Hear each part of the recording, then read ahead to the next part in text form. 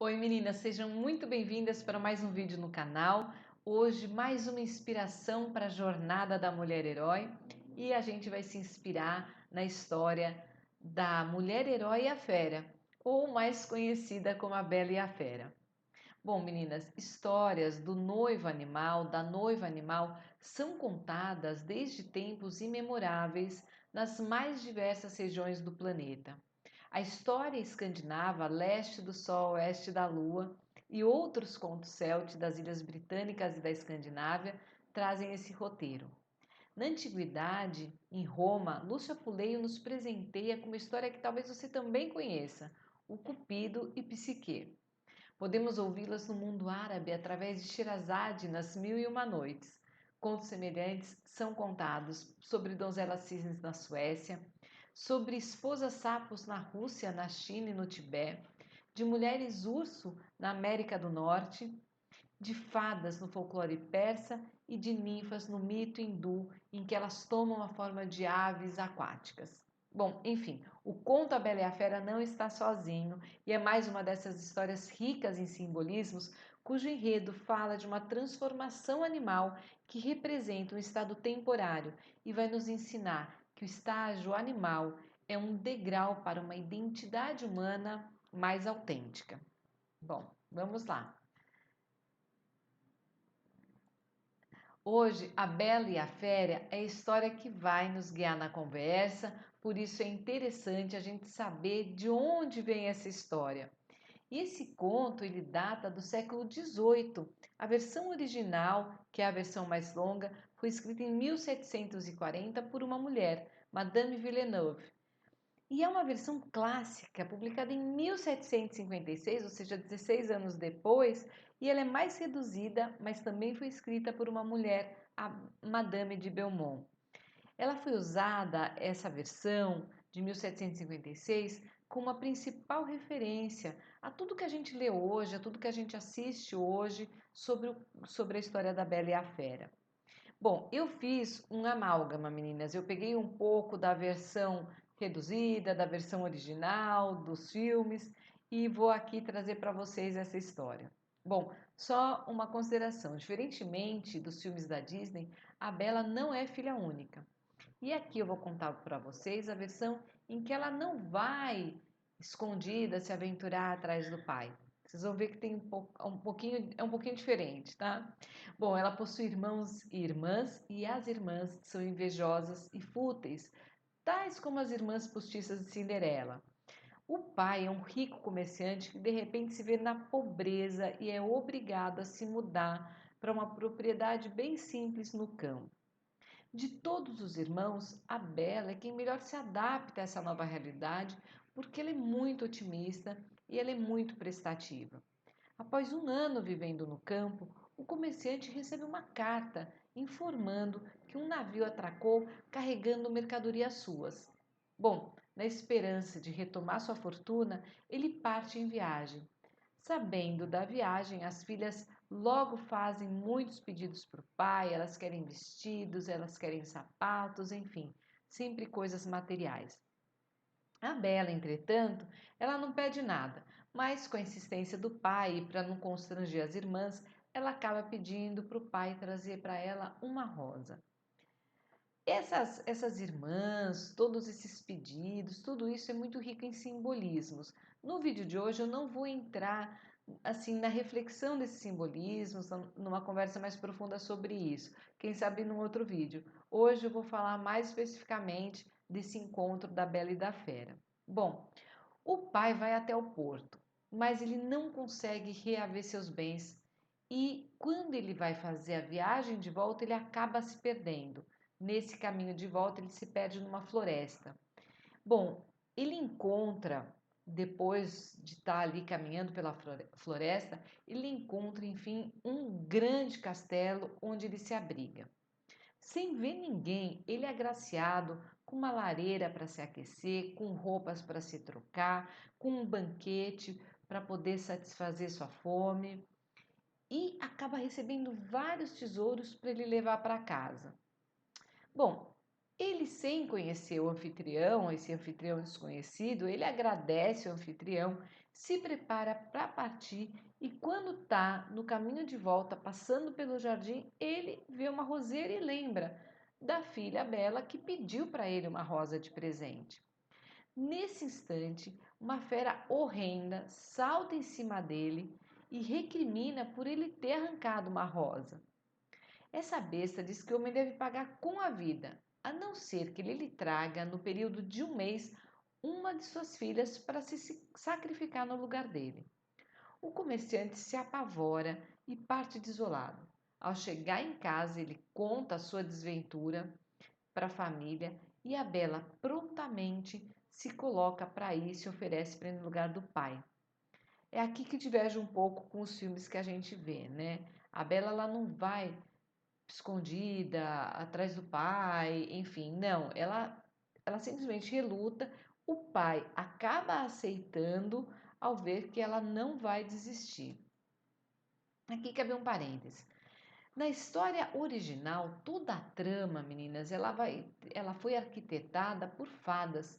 Uma fada má que condenou o príncipe a virar fera e uma fada boa que ajudou a Bela, ajudou a moça a encontrar a fera para poder quebrar o feitiço.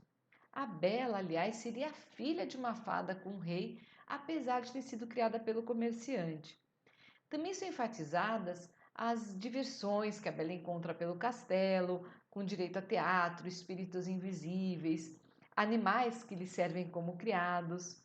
Enquanto ela está no castelo, a Bela acaba sempre sonhando, tendo um sonho repetido com um lindo rapaz desconhecido por quem ela se apaixona. A princípio, ela pensa que ele é o prisioneiro da fera, até que depois ela descobre, né, que ele é a própria fera. Ou melhor, do príncipe aprisionado, um príncipe aprisionado no corpo da fera, sem a sua beleza e sem a sua inteligência. Bom, ela também sonha com uma dama que aconselha a não se deixar guiar pelas aparências e confiar que ela será recompensada por suas virtudes. Essa é a fada boa. Bom, a Bela chega então ao castelo da fera, ela se aterroriza com a aparência do monstro e acredita que ela vai ser devorada. Mas ela é recebida, porém, com toda a pompa. Ela é super bem tratada, ela encontra livros e diversas atividades para se entreter. E toda noite ela vai jantar com a fera. E toda noite a fera lhe pede a mão em casamento.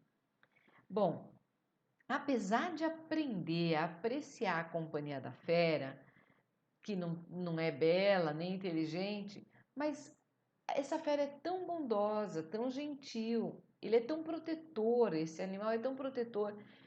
Apesar disso, ela não consegue, ela sempre nega o pedido de casamento dele. Bom, após alguns meses no castelo, a Bela sente saudade da família e pede à fera para que possa rever a sua família.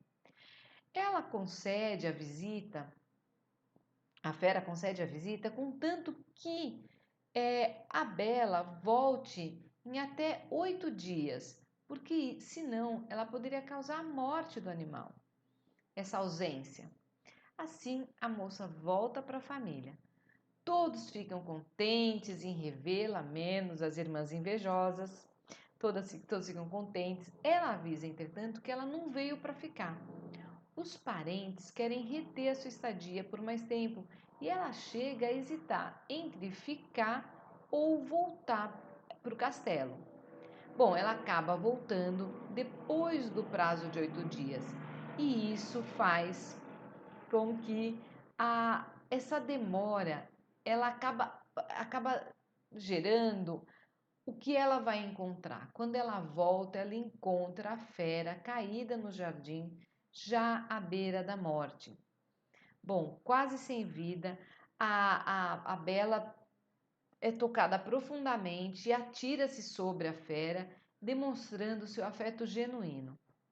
Nesse momento, o castelo se ilumina em festa e a fera se transforma em um belo príncipe. Ou seja, o feitiço é quebrado. No final aparecem a fada, a rainha, a mãe do príncipe, o rei, o pai da Bela e todos são reunidos. A Bela e o príncipe se casam e vivem felizes para sempre. Pois é, essa é a história da Bela e da Fera. Bom, mas o que nós temos a aprender com essa história? Em primeiro lugar, eu quero lembrar, porque eu já li, meninas, muitas críticas, já ouvi muitas críticas a respeito dos contos de fadas e, em particular, da história da Bela e da Fera.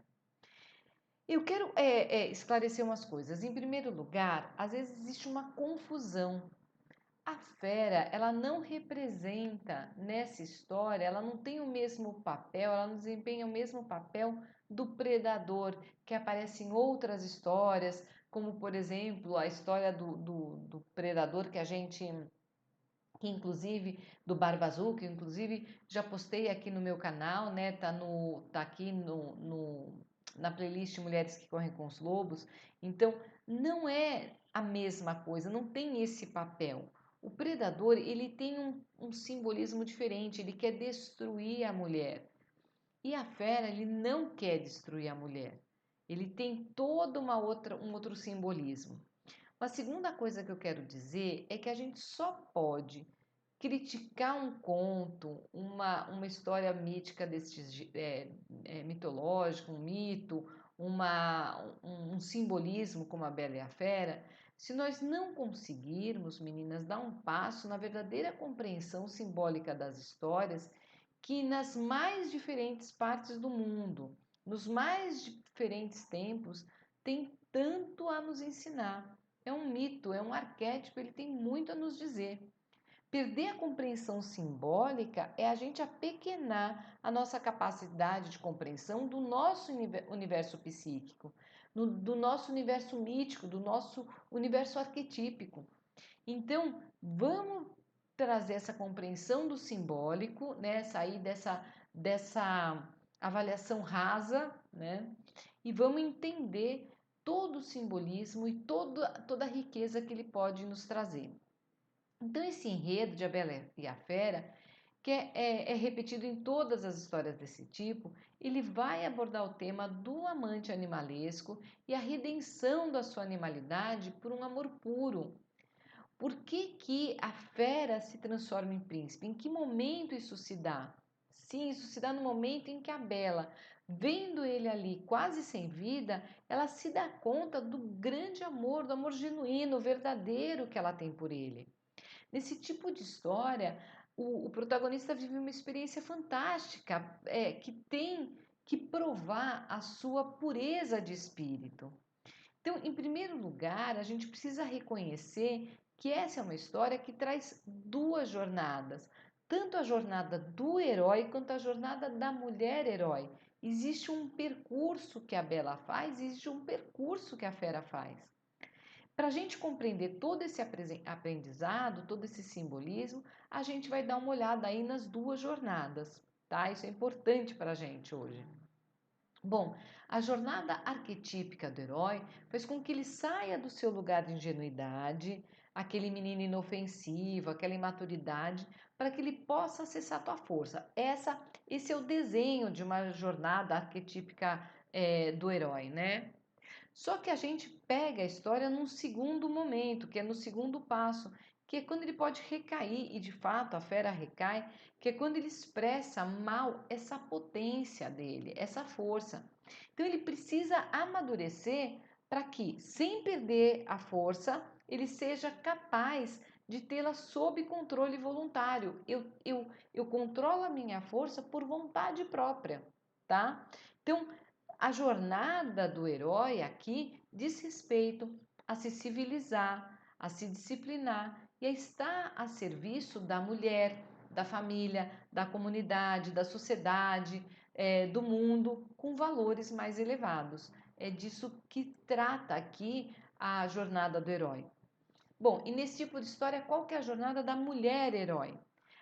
A jornada da mulher herói ela pode ter diferentes aspectos. Nesta história, a jornada arquetípica heróica feminina é aquela em que uma inocente garota virginal luta com uma força masculina poderosa. Nessa luta, ela vai trazer à tona o homem dentro da fera e vai transformá-lo em algo que pode ser útil, em alguém que pode ser útil para a sociedade. Bom, através desse processo, a menina virginal, ela se torna uma mulher. Ela é a mulher herói dentro dessa saga, capaz de redimir o homem que está aprisionado dentro da fera. Mas vejam, nós podemos interpretar essa jornada num relacionamento nosso com um homem, né? No relacionamento homem-mulher, sim.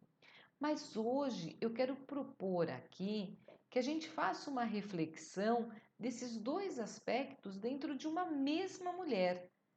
Então, o que eu quero dizer com isso? Vamos lá, meninas, põe bastante atenção aqui para a gente poder entrar em alguns conceitos. Olha só.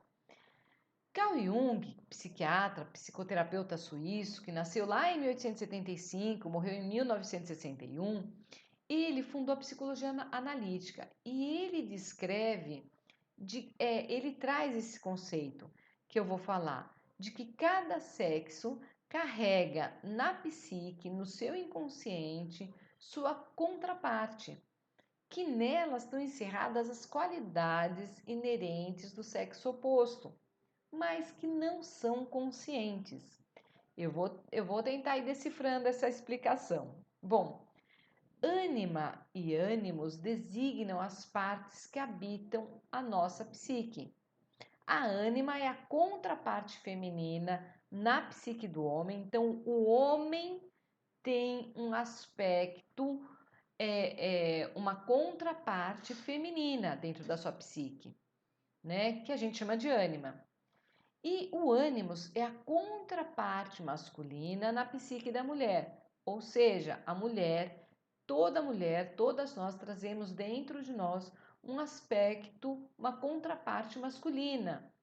E a gente vai entender um pouco isso aqui, e isso é fundamental para a gente entender, para a gente conseguir dar sentido, trazer para a consciência o simbolismo da Bela e da Fera. Bom, então como é que isso se dá na prática? Vamos olhar para um homem em equilíbrio saudável com a sua contraparte feminina, com a sua ânima. Como é que ele se coloca no mundo concreto? Ele consegue adquirir um conhecimento de si mais profundo, ele consegue se relacionar emocionalmente com os outros, com mais proximidade, com receptividade. Ele consegue dar vazão para sua força criativa. No equilíbrio saudável com a sua natureza masculina, ele não vai se identificar demasiadamente com a ânima, porque isso ia fazer ele se desconectar da sua força essencial. Você ia reconhecer nele um homem inseguro, um homem sem energia ou sem coragem para lidar com os desafios que a vida apresenta para ele. Então, um homem assim é provavelmente um homem que teve uma hiperidentificação com a ânima, tá? Ele também não pode, um homem que tem um equilíbrio saudável com a sua ânima, ele também não vai ignorar a ânima, porque isso faria dele um homem autoritário, um homem agressivo, um homem tirano, tá? Então, essa é assim que se apresenta o homem e sua contraparte feminina, a ânima. Para nós mulheres, a mulher tem o seu ânimos. A mulher que despreza seu ânimos, menina, ela pode aparecer com duas características. Eu ignoro o meu ânimos, eu tenho um ânimos fraco, e daí eu apresento características de passividade, de vitimização. Eu não me responsabilizo pela minha própria vida. Eu tenho que pedir permissão para os outros para tomar as minhas decisões. Eu desrespeito os meus próprios limites, e é lógico, quando eu desrespeito os meus limites, eu permito que o outro não respeite os meus limites, tá? Isso se eu tiver um ânimo muito fraco. Se eu me identificar excessivamente com esse aspecto, essa minha contraparte masculina, esse aspecto masculino que habita a minha psique, como é que eu vou estar identificada com ele? né? Eu vou assumir uma postura dura, uma postura rígida, demais, né? Eu vou perder a minha espontaneidade, as minhas qualidades genuinamente femininas eu vou abandoná-las, eu vou trazer uma relação com as pessoas e com as situações, uma relação autoritária, uma relação agressiva. Então, assim, quando a vida tem até uma característica que é quando você se relaciona com as coisas que você tem que fazer, sempre com muita obrigação, né? As obrigações precisam ser cumpridas, ponto, né? Então eu desprezo o que há para além da obrigação prática. A professora Denise Ribeiro da Palas Atenas, ela conta um exemplo de uma paciente com uma relação muito pouco saudável com seu ânimos, que eventualmente uma de vocês pode se identificar. Olha só, ela conta o seguinte, que ela teve uma paciente que não conseguia se desligar do noticiário. Ela pulava de um canal para o outro, checava as informações na internet, buscando notícias, enfim, isso incomodava ela extremamente. Ela sentia que aquilo estava atrapalhando a vida dela, mas ela não conseguia se conter. Quando essa paciente era confrontada para falar algo positivo que havia ouvido, ela simplesmente não conseguia. Ela raramente conseguia relatar algo positivo que ela lia nas notícias, que ela assistia, enfim. Mas o que acontecia é que ela ficava à caça das injustiças 24 horas por dia. Ela estava permanentemente revoltada com o mundo, com as pessoas, com os homens. Ela pensava possuir várias soluções para os conflitos da humanidade, embora todas fossem muito simplistas. O que acontece então? Por outro lado, se tem um lado de equilíbrio, mas o lado de desequilíbrio ele tem essa postura excessivamente crítica, excessivamente justiceira. Ela perde um pouco o equilíbrio, o balanço das coisas. Ela olha pouco para si mesma e muito para fora. Por outro lado, a mulher em equilíbrio com seu ânimos, ela vai usar a razão. Ela pensa em termos lógicos de forma proativa e energética. Mas por estar em equilíbrio saudável com a sua natureza feminina, ela consegue estabelecer relações acolhedoras, profundas, ela consegue estabelecer relações respeitosas consigo mesma e com os outros. Então, essa é a mulher em equilíbrio com o seu ânimos, tá?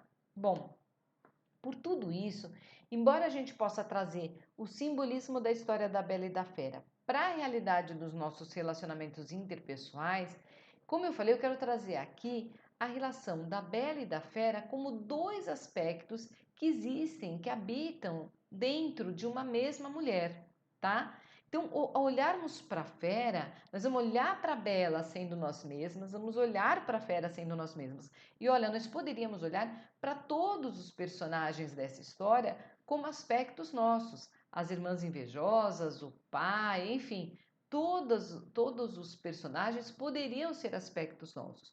Hoje nós vamos nos deter ali a Bela e a Fera. Bom, vamos olhar para a fera, meninas, como sendo um aspecto nosso em que a gente se torna excessivamente identificada com o nosso ânimos. Por isso que era tão importante entender o que era ânimos, né? A Bela é a nossa mulher herói. Ela sai da sua zona de conforto, ela aceita uma aventura, ela parte para essa aventura. Quem assistiu ali a minha aula sobre o primeiro passo na jornada da mulher herói vai identificar na história todos os passos dessa jornada, né? A aproximação, a entrada do mundo mágico, a aproximação da caverna oculta, enfim. Ela aceita o chamado e ela segue para essa aventura. Ela se aproxima e ela se relaciona com a fera. É quando nós saímos da nossa zona de conforto e buscamos melhorar nosso autoconhecimento, nós entramos em contato com os nossos inimigos internos, que a gente vai desenvolver essa relação com a fera, esse aspecto que a gente traz dentro de nós e que se manifesta de diferentes formas. Esse ânimos que tomou conta da nossa vida é a fera que age de forma ciumenta, possessiva, controladora, dominadora, agressiva, invasiva. Ou às vezes, meninas, essa fera ela se manifesta com opiniões irrefletidas, inflexíveis.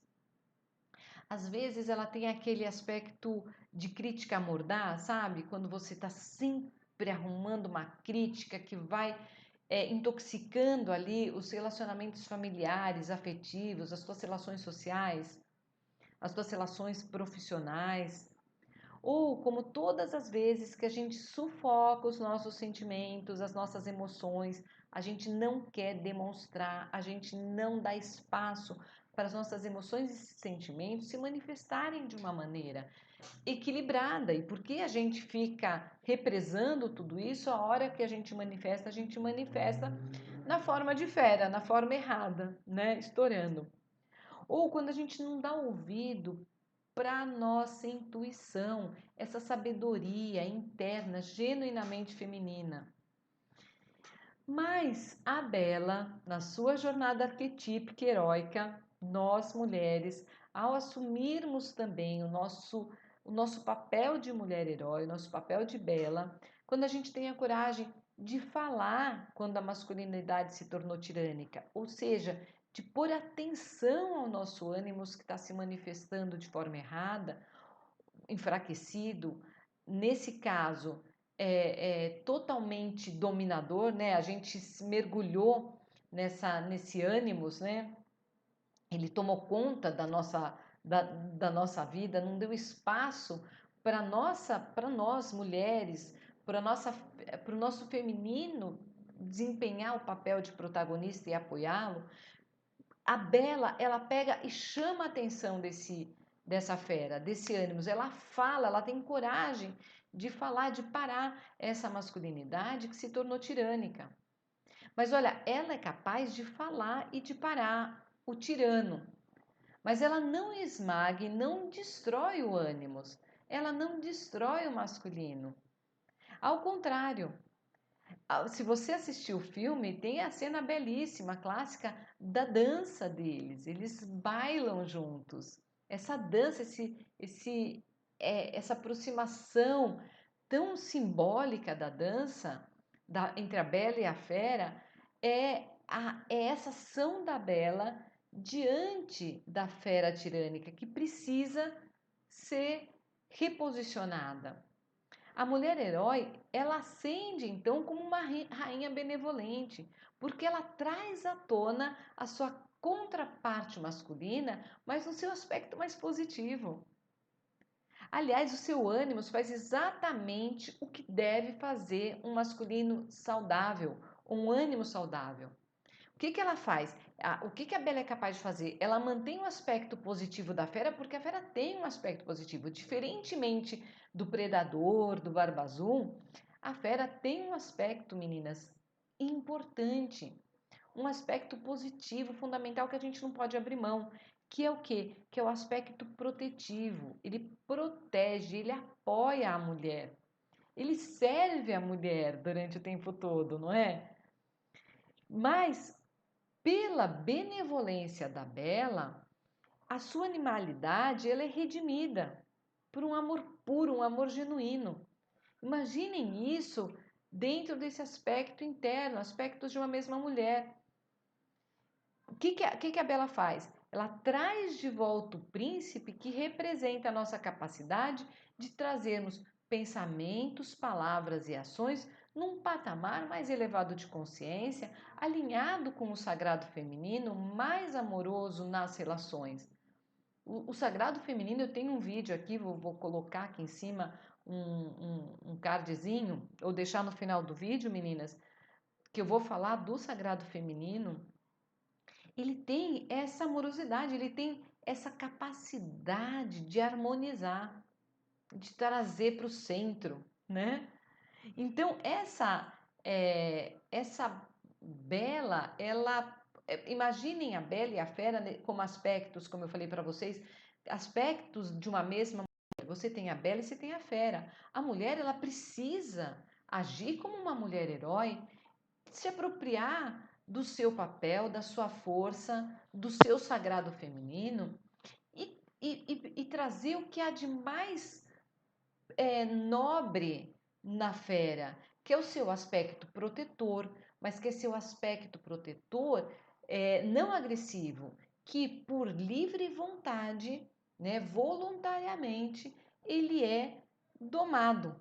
Então ele não se manifesta como agressão, ele se manifesta como protetor, como apoiador. Ele se manifesta, é aquele aspecto nosso, quando nosso ânimo está equilibrado, a gente consegue se colocar no mundo de uma maneira tranquila, com atitudes, sim, com ação, sim, mas não é uma ação agressiva, ela não é uma ação autoritária.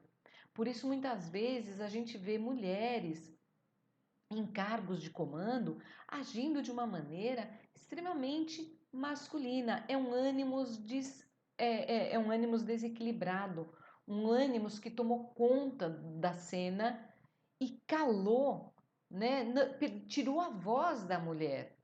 Então, a mulher precisa fazer um trabalho, uma jornada de mulher herói mesmo, para poder dar voz ao feminino, sabe? E colocar e recolocar o ânimos no lugar dele, de protetor, de apoiador, que serve à mulher para que ela possa seguir a sua jornada com atitude, com segurança, com confiança. Uma atitude no mundo concreto, né? Eu sempre falo no mundo concreto, que é o mundo aqui de fora, é o mundo das relações profissionais, das relações sociais. Ela age nesse mundo, na família, na sociedade, na comunidade, mas ela age com muita segurança, mas sem perder toda a riqueza do sagrado feminino, tá certo? Bom, meninas, ao ler a história, ou assistir ao filme, você que está me ouvindo vai se identificar que a mulher herói você vai identificar que a mulher herói é benevolente, mas ela não é fraca. Ela é emocionalmente forte o suficiente para entender.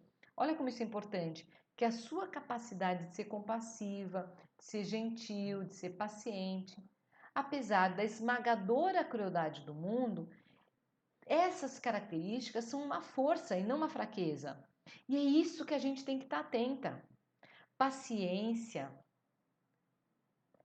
compassividade, gentileza não são fraqueza, são força. É essa força que permite que a própria vida exista e prospere. Meninas, a Bela e a Fera vai nos ensinar que ao transformarmos a fera interna, eu estou falando de aspectos internos de uma mesma mulher, poderíamos fazer um outro vídeo falando de relacionamento, mas estamos falando da fera e da Bela que existe dentro de cada uma de nós. Que ao transformarmos a fera interna e trazermos dentro da gente esse príncipe, estamos abrindo a verdadeira possibilidade de termos relacionamentos saudáveis com nós mesmas e com as outras pessoas, em todos os níveis, em qualquer nível de relação. Bom, eu quero convidar vocês para ler o conto, para assistir o filme, o que for mais fácil para você, o que você quiser fazer, mas leia compreendendo que as histórias nos ajudam a fortalecer e mobilizar a mulher herói que habita cada uma de nós. Isso é fundamental. Veja a bela e a fera que habita você. Começa a trazer mais simbolismo, sair dessa avaliação tão rasa, nossa, o pai deixou ela aí, ela ficou refém da fé. Não é bem isso.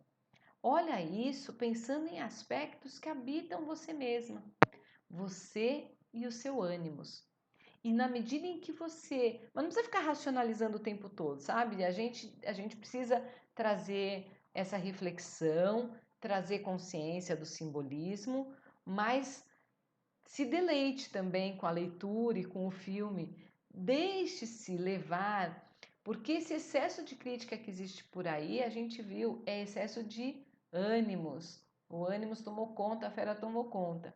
Então, deixa esse mito, esse arquétipo ecoar dentro de você e depois você faz uma reflexão com relação a tudo isso, tá certo? Meninas, eu vou ficando por aqui. Vou lembrar, eu devo trazer publicar esse vídeo agora aqui nesses dias. Eu não sei quando você está assistindo, mas talvez você assista antes de eu ter fechado a inscrição para a Jornada da Mulher Herói. Então, se ainda você tiver em tempo desse vídeo, confere lá na página Jornada da Mulher Herói.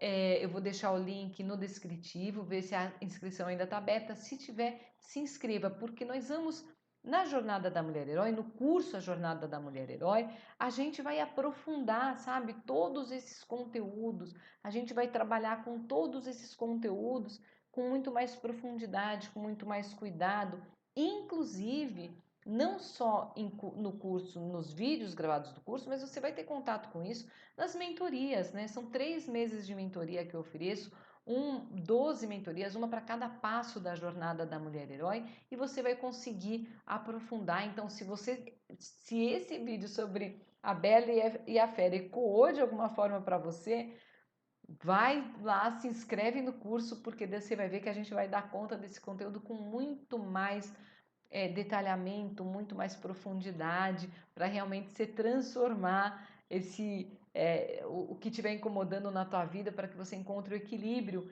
entre o seu feminino e seu ânimos, ou entre você e as suas relações sociais, afetivas, familiares, profissionais, para que ela encontre um equilíbrio maior. Tá certo, meninas?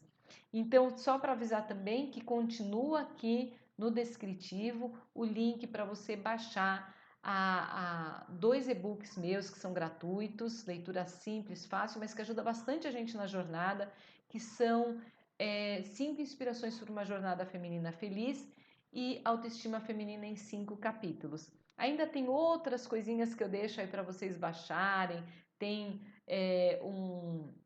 um conteúdo interessante para você trabalhar, algumas tarefas para você trabalhar e melhorar a sua insegurança, tá certo? Meninas, e se você não está inscrita, vocês não estiverem inscritas nesse canal, se inscreva, dá o seu like, compartilha, comenta, porque a plataforma vai dar maior relevância para se você fizer esse tipo de ação. Deixar um joinha, compartilhar, comentar. E assim você me ajuda e você ajuda outras mulheres, ajuda o meu canal a crescer, se você gostou desse conteúdo, e vai ajudar outras mulheres a receberem esse conteúdo. E a gente vai formando essa rede tão importante de apoio, né? E que mais? É isso, me siga lá nas outras redes, Telegram, Instagram e Facebook. Espero vocês. Se você não tiver inscrita no curso A Jornada da Mulher Herói, se inscreve. Espero que ainda dê tempo. Beijos, tchau, tchau, até a próxima.